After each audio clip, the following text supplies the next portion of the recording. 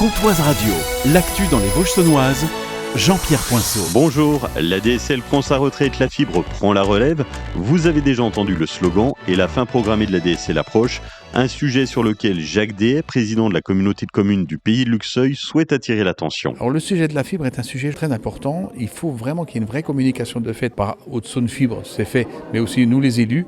Il faut vraiment que les gens qui sont connectés à l'actuel ADSL par un réseau cuivre sachent et prennent bien conscience que d'ici quelques temps, dans 2-3 ans, ce réseau va être abandonné. J'ai un conseil à donner aux gens qui utilisent un téléphone, et je crois que c'est le cas de tout le monde, il faut absolument passer au réseau fibre. Ça ne coûtera pas plus cher, mais surtout ça va les mettre à l'abri de frais relativement importants si demain les organismes décident d'arrêter la DSL, et c'est bien prévu pour. La gendarmerie de Lure appelle à la vigilance après plusieurs escroqueries à la carte bancaire signalées dans le secteur de Lure, Fougerolles et Luxeuil-les-Bains.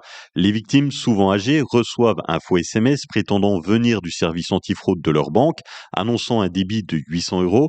Elles sont ensuite invitées à appeler un numéro commençant par 02 59 50, puis à glisser leur carte bancaire et leur code dans une enveloppe d'un faux coursier qui vient le récupérer entre 18h et 22h. L'escroc retire ensuite l'argent.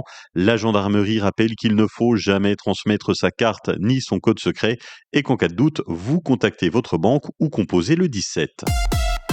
À Breuch, chez André Bazin, les salariés se disent plutôt rassurés après la visite d'un dirigeant du groupe Arcado qui pourrait prendre le contrôle des 2/3 de l'entreprise en début d'année.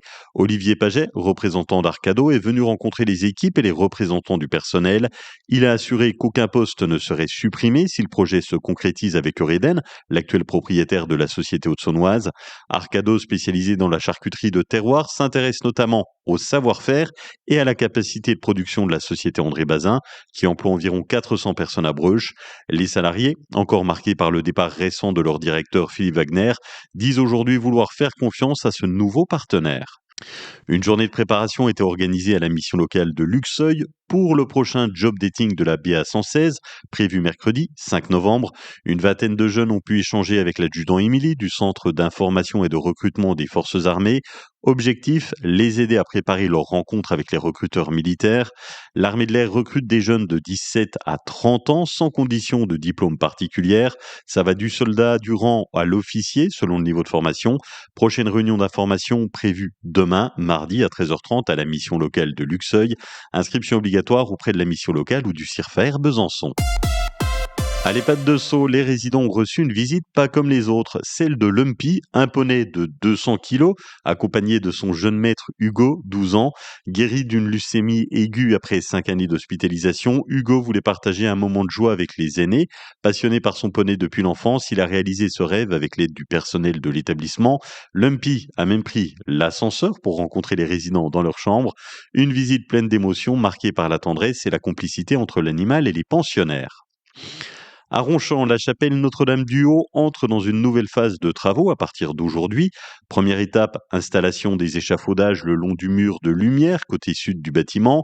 Une intervention sur les vitrages qui démarre dès maintenant pour une durée d'1 semaine. À partir du 3 novembre, place au nettoyage de la sous-coque prévue sur 1 mois.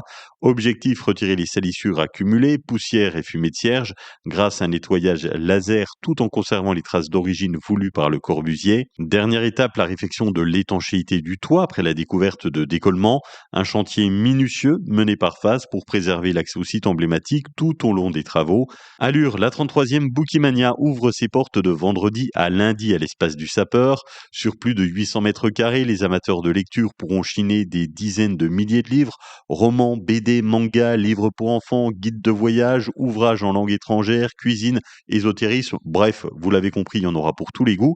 Et seuls les livres en bon état sont proposés à des prix très abordables, souvent 1 € les 3.